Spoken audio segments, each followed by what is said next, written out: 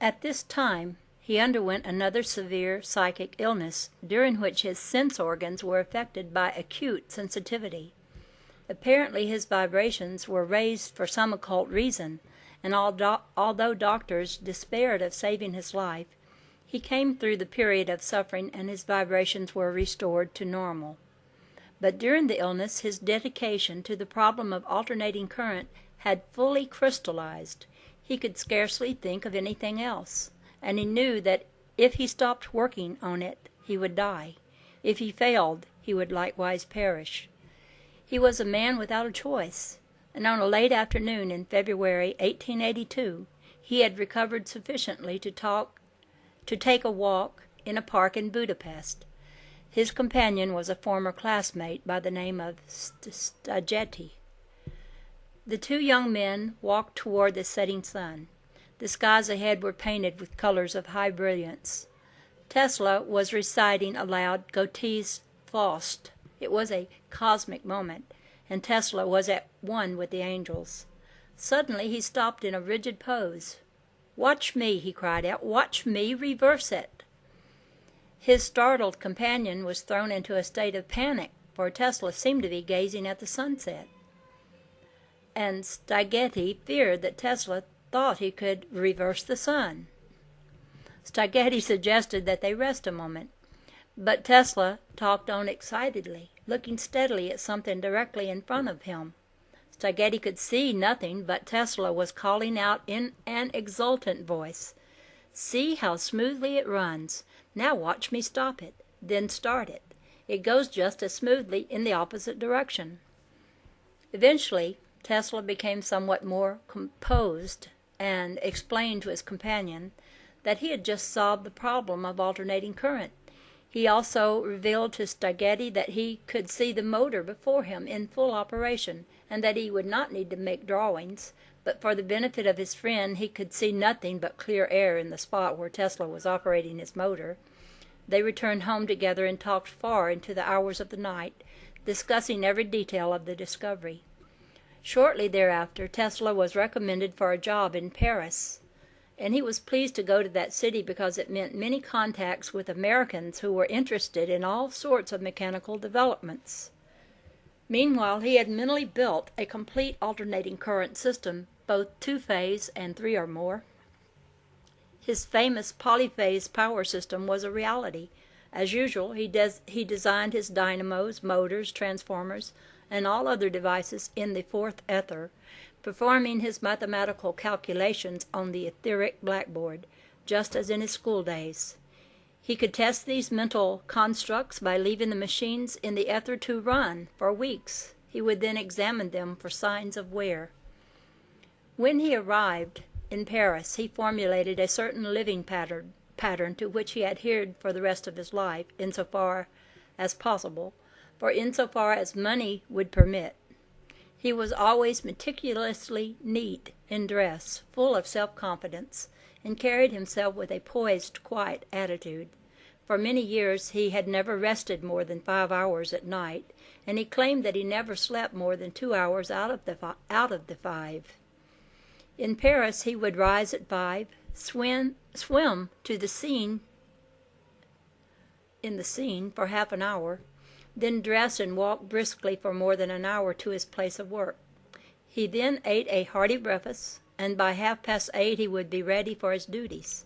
In the evening he would return to the center of Paris, dine at the best cafes, and contact any companions who were willing to listen to him describe his polyphase alternating current system. At this point, Tesla demonstrated that he was a world disciple, pledged to serve humanity, and not a privileged group, for he never developed a secretive attitude about his inventions. He would gladly talk to anyone who would listen.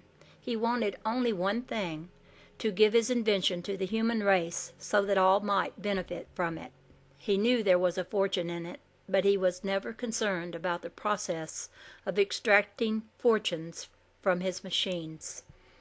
He did not understand anything about money-making. This was due to the fact that he was Venusian and had not had any previous training in handling money.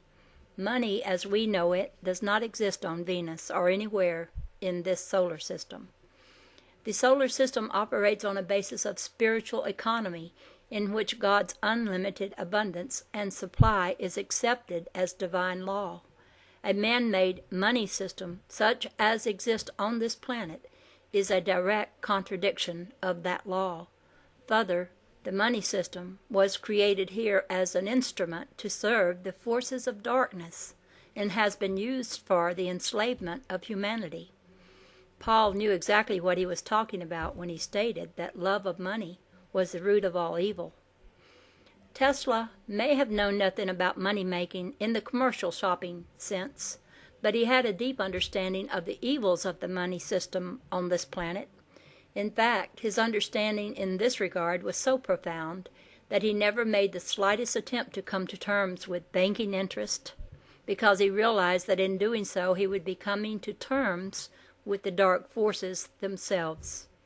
However, he was not going to take time out from his work to attempt to explain this attitude to anyone, so he just went ahead with his job of serving humanity and the forces of light, and left others to serve the devil if they wished. Tesla was not a reformer. He was a transformer. His job was to transform the world from darkness to light, from enslavement to freedom. Tesla made every effort to break down any secrecy surrounding his inventions. He was ready and willing to explain to all who would listen.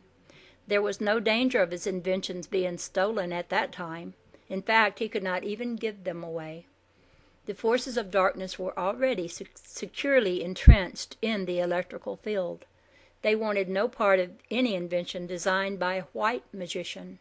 Well, they knew that if Tesla ever invaded the electrical field in global fashion, it would mark the end of the old way of life with all its international complexities, its churchianity, its educational inadequacies.